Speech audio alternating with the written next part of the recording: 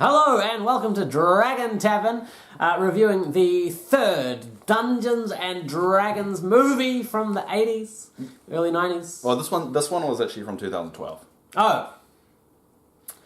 Good start. 3 seconds into it, I've already stuffed up something. Alright, 2012, I had no idea. Yeah, this is 2012. Direct-to-video movie. Direct to somewhere. Yeah, basically it was directed by Jerry Lively, who directed the last Dungeons and Dragons, the second one we did. Yeah. The links are down below for our other two reviews. We figured it would top off the trilogy, which this video has nothing to do with this movie. Had nothing to do with the other two. No, but it had some really cool moments if you're a DM or a player. It was called The Book of Vile Darkness, which I loved as a name and a title. And the first shot you get of the movie is actually some really cool artwork, some D&D. It's 5 minutes of background monologue as well. Yeah, that's true. We do get a long droning story about the Book of Vile Darkness, which is actually a D&D thing. If you guys want to look it up as well, and it's actually pretty cool. The pages were made from the skins of humans, and the ink is the dark pain that gets transcribed. It's a very evil movie. Yeah.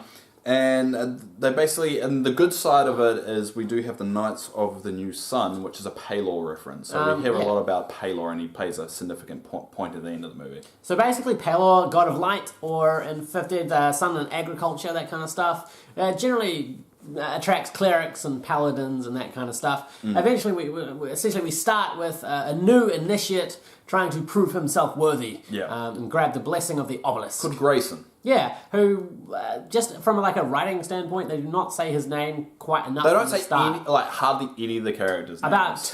There's about 2 character names out of about 8, central I had characters. to do research to figure out their names. Yeah, I didn't get Grayson until right at the end when someone's and I was like, because my notes are just he does this, that guy who is the protagonist does that. Yeah. Because I had no idea what but we're checking their names because I did a bit of research and get that all done.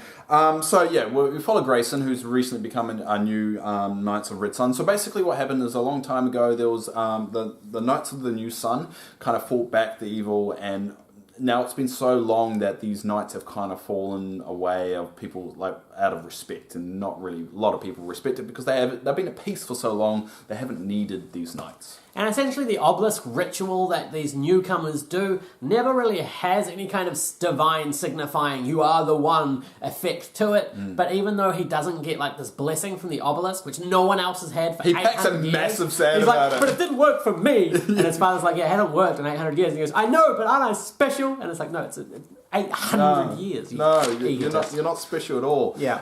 Now, just to start, let's put a disclaimer on this movie. So, obviously it's a direct-to-TV DVD movie, you could say. It's very different from the last ones. Yes. There was nudity. Some decent nudity. There was some nudity. Yeah. And it was a little bit more kind of the CGI was better, but it wasn't stellar. You kind of have to take it for what it is. Yeah, exactly. This is not Andy Warhol, Stanley Kubrick. It's not winning the Cannes Film Festival, but it's an enjoyable hour and a half. Yeah, it's a very interesting hour, especially one particular creature that we mentioned before. Oh my god! I don't know who did the animation on that, but they need to lay off the acid. Yeah. Anyway, so these nights after the ritual takes place, apparently, because newcomers get all this gold and stuff, so we're going to go celebrate. But then they get attacked by all these barbarians. Yeah. And Grayson's father gets kidnapped. Now, essentially, the barbarians, when I got first introduced to them, were pretty cool. One of them is all painted silver with kind of grog from Critical Role stuff, and the chick is we get introduced to this badass protagonist chick. We'll wait there because there's something that happens before which I found really funny. Okay. So after this happens, Grayson goes to the town, a nearby town, to try and basically get his father back, because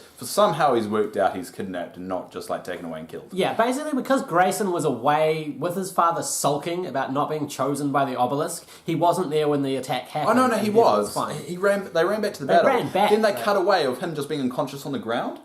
So whatever happened in the battle, somehow he fell unconscious and they just left him alive. Everyone else gets murdered. With every limb attached to him, and he seemed healthy enough. Yeah, that's he's fine. Yeah, he's fine. So he goes to this town, and obviously the first thing you do when you go to a new town is you visit a whorehouse. Yeah, you go to a brothel for some reason. Because that's just what you do. That's what you do. And meets Carota. Carlorota? Carl Orota. That's her name. Carlota. They don't say it in the movie. But you did the research. I did the research. So essentially he's kind of I think he's almost just I should probably go to the brothel to find information. And then conveniently he spots some of the barbarians that were hired. Yeah. That was my. I need to go in there and talk to her. I'm just gonna sleep with her first. Yeah, and then they do a bit of that. He talks to her, kind of gains her faith because saying that he's one of those knights of the new sun. And then she goes on a bit of a shopping spree as you do in D&D. He's got a lot of money. He just walks into this place and goes, "I'll have the sword, the cloak, the armors, the magical amulets, and all this kind of stuff," which not much of actually gets used throughout the movie. He just gets armored up. Yeah. And then the girl that he meets in the brothel gives him information and finds out that some mercenaries have been hired by Sharax, the evil guy. Yeah. The guy who hired these barbarians. So he wants to try and join the mercenaries. So he can get information and that kind of stuff. And basically find where his father is. But of course they go, well, if you want to sit at this table, you're going to murder someone. So he's like, okay. And he stands up and there's this shot of the camera panning to all these old, bewildered men who are just trying to enjoy a pint.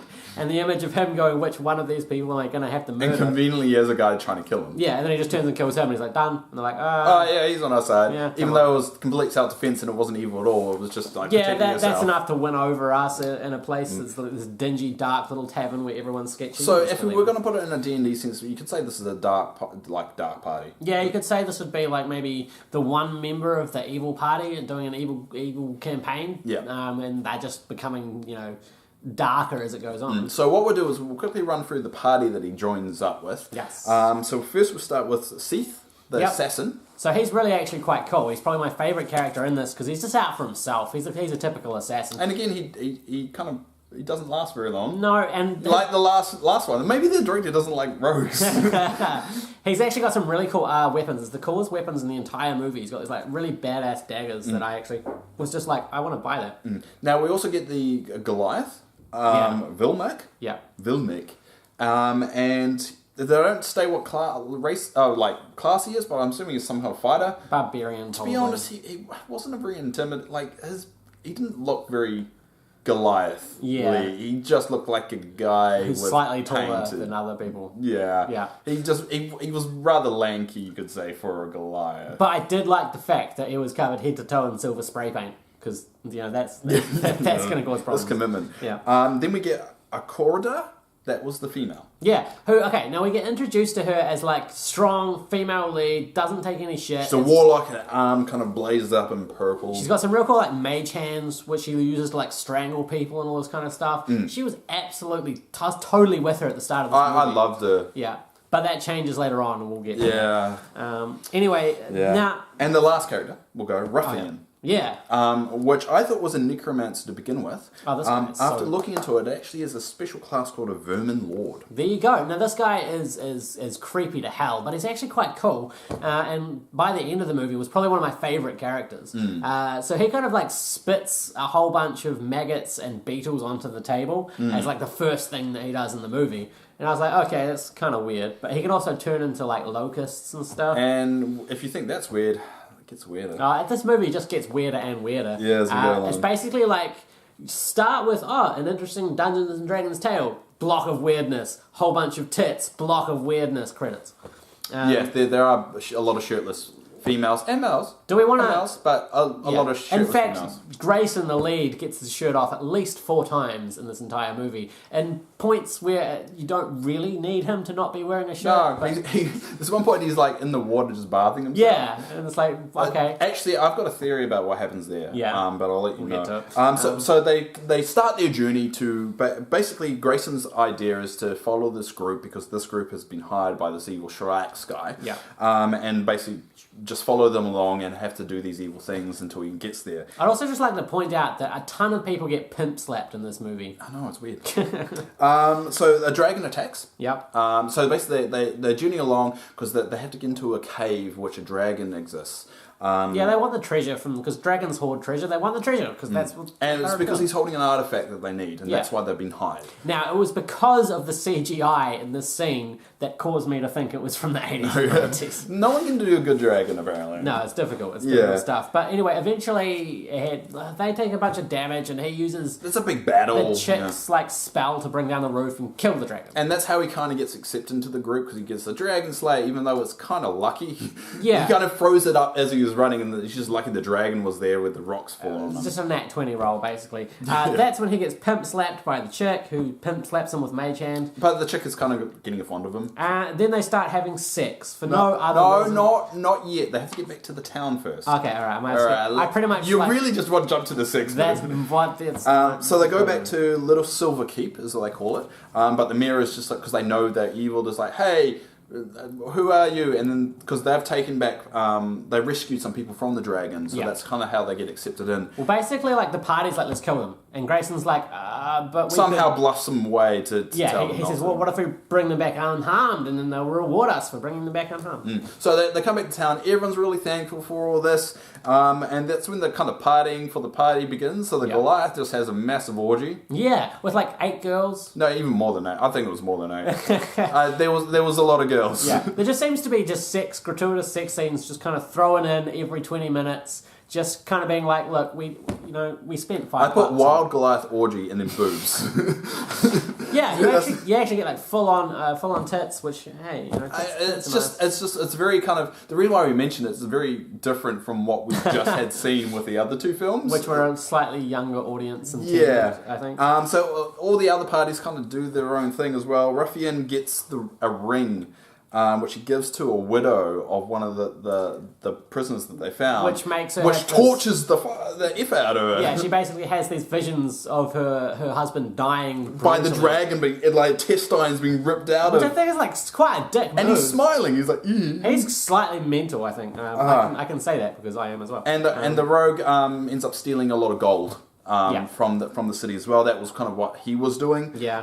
Now Cordia. The strong female, lovely character I was in love with, gets jealous because Grayson is getting hit on by a Patreon at a bar. Then she brings Grayson back to her room and says, you saved my life. Ravish me however you want. And at this point, me and Dave were both like, oh, come on, you had a badass chick who took no nonsense, was out for herself. And now you've just turned her into this thing of all I want is sex from a man. That's all that I care about. Well, I mean, like, at the same time, a girl does need to get her fix. But, I mean... No, but we wanted a strong lead who didn't rely on man to make her... We've just been introduced to this character and I just feel like it was, okay... It was 20 minutes after the last sex scene, so they're like, let's throw in a bit more sex. Yeah, so anyway, the kind of Grayson gets a bit stoic and goes, oh... I'm going to ravish you. You're going to have to put on clothes, and they end up doing it. Yeah, that's sex. Which, yeah. Yeah. Anyway, not the next day, they try and leave the town. The Goliath can't open the door. No, like it's locked.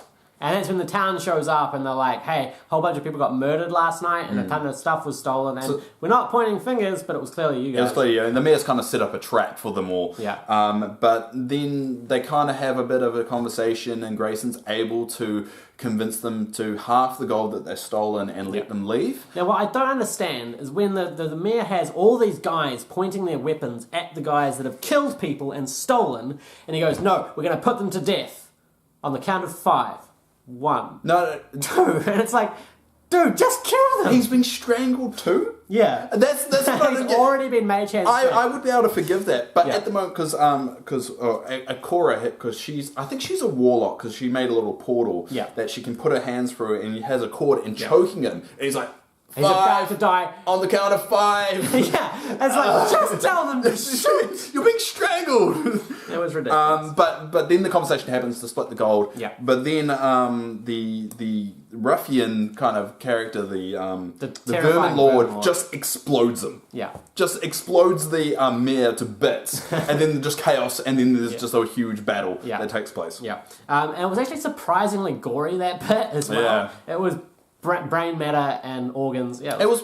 I give them credit for it. Yeah, it was kind of. I give them credit. I still think just say fire. Not I'm going to give you 5 seconds. So because this is an evil party, they're kind of going around fighting all these guards, even though they're just really protecting themselves at this point. Yeah. Grayson finds some kids hiding, and he tries to lead them out. Yeah. However, this is again going to the kind of ruining of a strong female character. Yeah. She's rushing off to try and save Grayson. Yeah. And then, but does get convinced by the Goliath not to. And she says, "Don't ever mention this again." So you feel like there's a romance in the building there, and it just didn't feel necessary at all. And then the bug spitter vermin lord turns into a lot of bees or locusts. Yeah, and just attacks people. They're just chaos. It's kind of cool. And then they kind of beat everyone. Yeah. Everyone's just gone, and then they're able to take all the gold for themselves.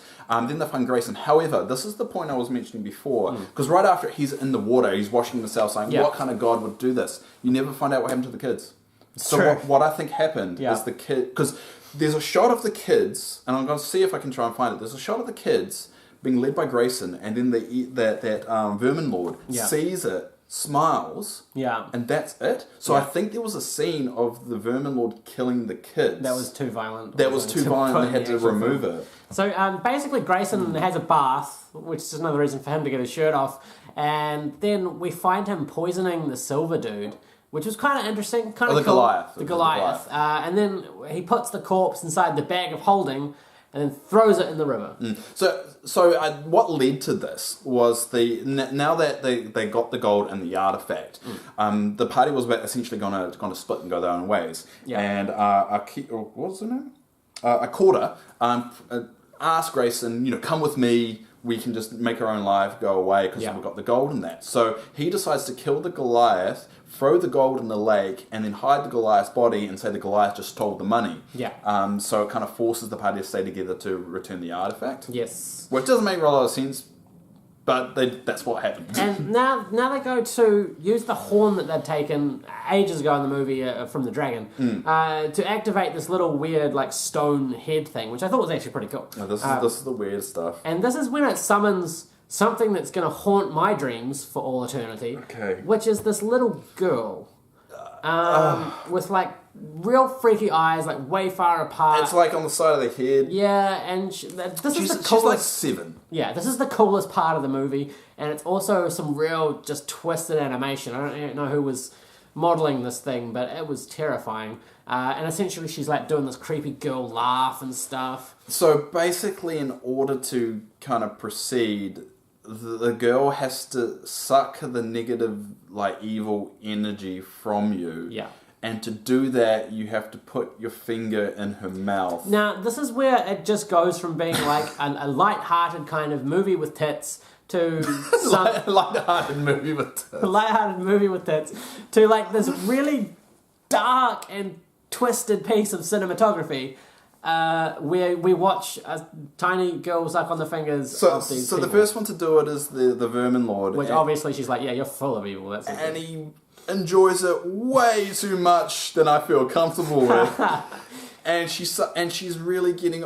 she really gets into it, yeah. She really gets into it, and it's really odd. Anyway, he passes... Grayson's next. He doesn't want to do this. I'd be in the exact same situation, but because of what he killed the Goliath basically in cold blood before, that's why he gets to pass it. And then badass chick goes to do it, and the little terrifying girl was like, "No, I taste love. That's not evil at all." Because she's now in love with Grace. Because all females really only exist to be falling in love with men. Hate it. Yeah. Anyway, so basically, that demon girl freaks out and then summons this red golem kind of protector. Yeah, this weird knight made of red light type thing. And kills. Well, you think kills the Vermin Lord. Yeah. Stabs him. And the other two manage to kind of defeat this enemy, this red golem, and end up reaching Sherlax, the main bad guy who's hired these mercenaries. And at this point, I got a bit confused here because they just find the book bit that they were looking for. Yeah. Just randomly. They're just that thing that... Well, the horn... I think the horn was the key to make the girl. Yeah. And then they were given the book after proving themselves. Right. Yeah. But essentially, we just get the book immediately, and they're like, "Oh, okay." Well, then they go... Well, they found the cover of the book. Yeah, because it was all in pieces. That was So they go to the evil castle, basically. Yeah. They're able to kind of hand over what they found, and then Grayson goes find his father, who's been tortured for his blood. We also meet this kind of cool dude who's got his mouth sewn shut. and he talks telepathically through these two like chicks who are chained to him, which I thought was pretty cool. That's Shatarax. Yeah. Shatarax. Yeah. So Grayson basically, Rishida's father, his father's like, realizes that what Grayson's done, all these evil things that he's done, and complains. Don't complain, mate. You're being drained of your blood and tortured, and you could bring in the next evil, big evil, and you're still complaining about it, mate. They also have like a really long conversation where it's like, you guys escape, maybe. Yeah. Would be a good idea. Have the conversation later. That's when the mage comes in and again pimp slaps his father. I feel like there's way too much pimp slapping in this movie, but I kind of enjoyed it. Yeah, so Grayson blasts a quarter who tries to stop him. Yeah. With the sand. Father still complains about it.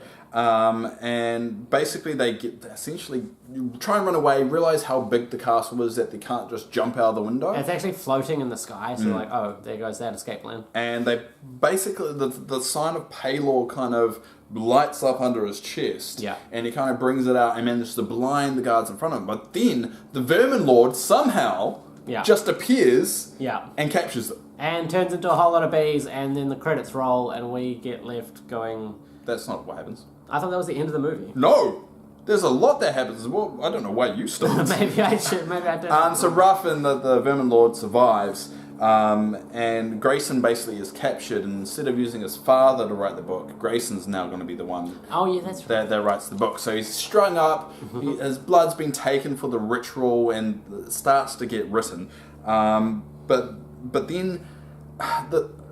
Basically, because of Quarter's love and all that, she manages to kind of free Grayson, and Grayson's symbol that he had kills everybody. Oh yeah, that's right. The Paylor just nukes everybody. Yeah. Everyone's dead. And then at the end of the movie, the Grayson and his father are reunited. Yay! Akota is just like, if we meet again, and then we're going to have sexual tension, and then just buggers leaves. off. Yeah. They don't get together in the end, which I appreciate. That was good. That was appreciated, but they still had the kind of love saved everything in the end. Yeah. Even though it was an evil campaign, so you kind of wanted something evil to happen at the end. Yeah. Vermin Lord turns into bees. The bees rush at the camera. It goes black, and then that's the credits. Yeah, that's it. So it was kind of fun. I liked the tits. Okay. We start mentioning the nudity because there's some female ones that don't appreciate. Oh no, true. Sorry. All right, so on the scale, like now this is the third one of the series, the final one of the series. Yeah, we can kind of rate all three of them. Yeah, I would rate this the best. If only for the terrifying small girl. It was mainly for the nudity, but the nudity did save it. Did help. With that, but I just feel like this one was a lot more interesting in terms of what happened and where it went and all over the place. Yeah. I'd have to say... And I think the third one's the best one. I'd just like to point out that my use of the phrase, I liked the tits, was used very ironically. But no, because you're gay? Yeah, well, a little bit. Don't tell my girlfriend, though. That would be awkward. That's an awkward conversation to have. See, how is it ironic? Oh, because I say it as if I'm like a burly dude that's all into tits. Oh. Yeah. I think you need to like do it in a more gruff voice. I can't do a gruff voice. I don't think people are picking up the sarcasm when you say that. I'd say my favourite was probably the second one with the rogue called Rogue. They had a strong female in there that didn't end up with a guy. Yeah, but I liked the Rogue, and I liked the puzzles and stuff. Although I did like the darkness of the third one. I did like the second. Like they had. Each one of them had like the elements. Yeah, and now to be fair, we did enjoy this movie. It was fun. It's just the point of these is to rip into it. So yeah, basically. I enjoyed. I don't know. Maybe the second one. Second one is my favourite. Yeah, I'd probably second, third than first one. Yeah, no, I'd agree. That'd be the same because just the third one is just like up there just for that scene with the terrifying girl.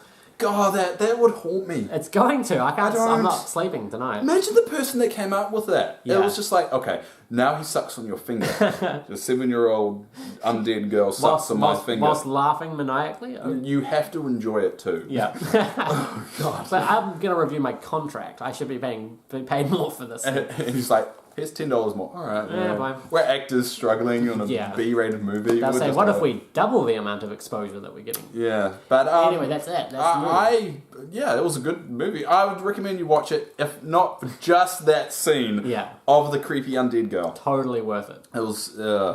So, hey, we're now at a point where we've done all the movies. So if there's anything else out there D&D related that you want us to rip into, then please put it in a comment down below and we'll do it. Any movies that are inspired by D&D, try and make a D&D centric. We're not going to do the Matrix based on a D&D perspective. It's quite hard to do that. Yeah. So even Lord of the Rings, if you get interested in how we see, because Lord of the Rings is the grandfather of D&D, because that came out of D&D. Yeah, Tolkien is so if you want us to look at that or anything like that, just leave in the comments below. We'll review whatever you guys are interested in listening to. And that's us for Dragon Tavern, so go and enjoy your lives, check out our content, and good evening, morning, afternoon, wherever you are. Enjoy your lives, then watch this movie, and then after that, because we want to know what you think, so watch the movie and then comment. Yeah, it's very interesting. I'm going to go try and scrub the image of that girl out of my brain. I need a hug.